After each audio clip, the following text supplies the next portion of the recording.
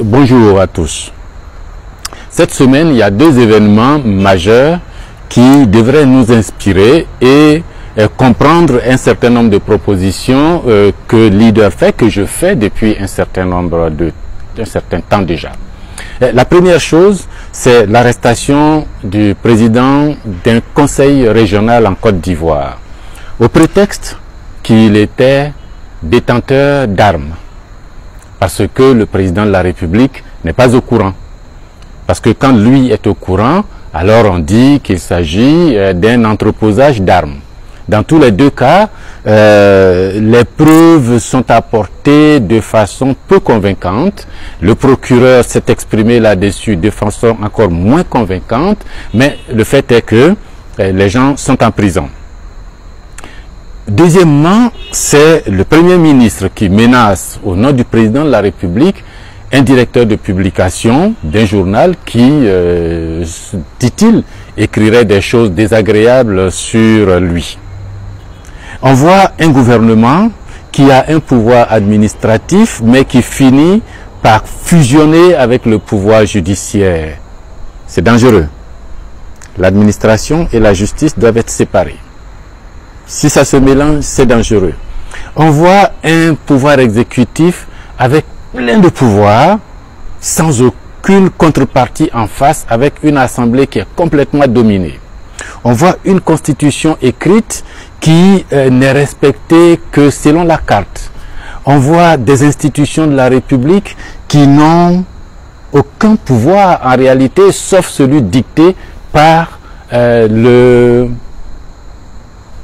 bon tyran. J'utilise ces termes parce que ça rappelle exactement ce que la puissance coloniale faisait dans le droit colonial, dans les colonies. On avait créé un droit spécial pour les colonies, malgré la déclaration dite universelle des droits des citoyens, de l'homme et du citoyen. Ces gars de 1789, dans la Troisième République et puis plus tard dans les autres républiques françaises, avaient décidé que nous, en Afrique, nous n'étions pas des hommes, nous n'étions pas des citoyens, et donc ils avaient créé un droit spécial pour nous. Ils ont gouverné avec ce droit spécial qui avait, la justice était à plusieurs vitesses, l'école était à plusieurs vitesses, l'administration à plusieurs vitesses, l'économie à plusieurs vitesses, les terres étaient appropriées systématiquement par la puissance publique. Ils disaient que nous étions de grands enfants, des sauvages, qui n'auraient été responsables que plus tard, quand nous aurions pris conscience du monde, de la vie, de responsabilité, mais que pour le moment, il fallait nous gérer de cette façon avec ce qu'ils avaient appelé le bon tyran, c'est-à-dire quelqu'un, le gouverneur général, le gouverneur qui a tout l'engoulevent, qui a tous les pouvoirs, qui peut expédier la justice tout de suite, qui peut sanctionner, qui peut décider, qui peut réprimer, qui peut violer, mais tant que c'est lui qui le fait, c'est bon pour la grandeur de la métropole. Au moment de l'indépendance, nous n'avons pas remis à plat, dans l'esprit et dans la lettre, ces pratiques. Nous avons signé des accords de continuation de ces pratiques. Notre système judiciaire, notre système politique, notre système économique, notre système social est complètement imbibé des pratiques de ce genre et des textes qui légitiment ce type de pratiques-là. Et ça, c'est lamentable pour notre économie, ce n'est pas bien pour notre économie. Nous n'avons plus besoin. C'est vrai que depuis 60 ans, les gens se sont accommodés. Hein. On accuse souvent les Africains de ne pas savoir se gouverner, d'avoir des partis uniques, d'avoir des dictatures.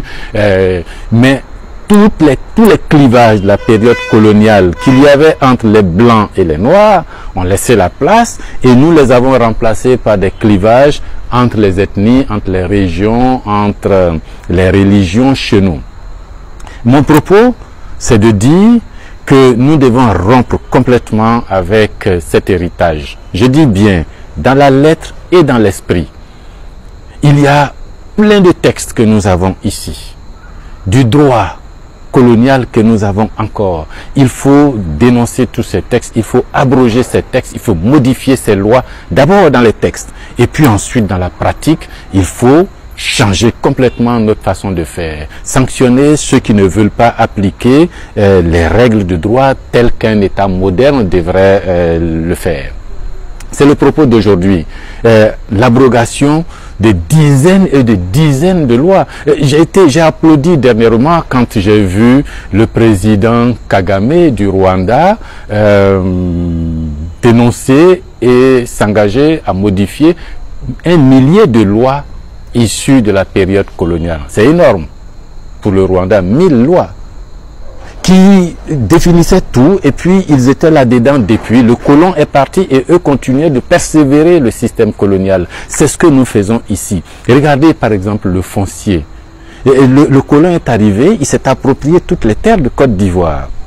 Il a fait des lois et Dupont a donné des titres fonciers à Dubois en 1898, en 1915, en 1920.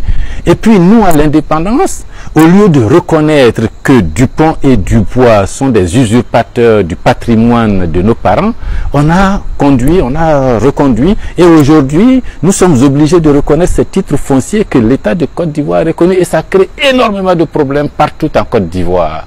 D'autant plus que nos propres parents, les populations de Kouibli, de Korogo, de Bouna, d'Aboasso, de Tébissou, de Daloa ou de San Pedro ou même d'Azadie n'ont pas de titre foncier, mais c'est Arnald, Maran, Jean Aiglin, c'est eux qui ont des titres fonciers, mais qui datent de 1929, 1930 et qui ont été attribués par la puissance coloniale. À l'indépendance, on n'a pas mis à plat le droit colonial et donc dénoncé tous ces titres fonciers, on les a reconnus.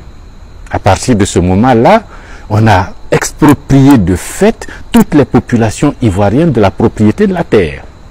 Ces terres sont soit pour l'État, soit pour ceux qui ont eu la possibilité pendant la période coloniale de se faire des titres fonciers. C'est très compliqué à gérer. Alors moi je pense que aussi bien pour les questions monétaires, les questions foncières, les questions militaires, les questions scolaires, les questions administratives, les questions judiciaires, les questions socio-culturelles, les questions sportives, il nous faut regarder les textes et puis virer tout ça et concevoir des textes correspondant à nos besoins, correspondant à notre orientation, correspondant à la direction que nous voulons prendre. Et c'est ça qui sera de l'indépendance. Ce n'est pas le transfert de compétences, on est encore dans la phase du transfert de compétences. C'est avec cette rupture que nous devons vraiment engager notre indépendance. Moi, je vous invite à cette réflexion-là. En tout cas, si vous pensez que, en y réfléchissant de près, nous avons eu l'indépendance sans rompre avec le droit colonial, alors il faut approuver, il faut liker. Si en plus, vous estimez vous-même que le droit colonial et le droit normal de l'État de Côte d'Ivoire ne vont pas forcément dans le même sens et qu'à un moment donné, il faut faire le choix de rompre avec un des droits et d'aller avec un droit homogène, alors il faut partager parce que ce moment arrive et 2020 vous donne l'occasion de faire ce choix. Je suis disponible. Merci.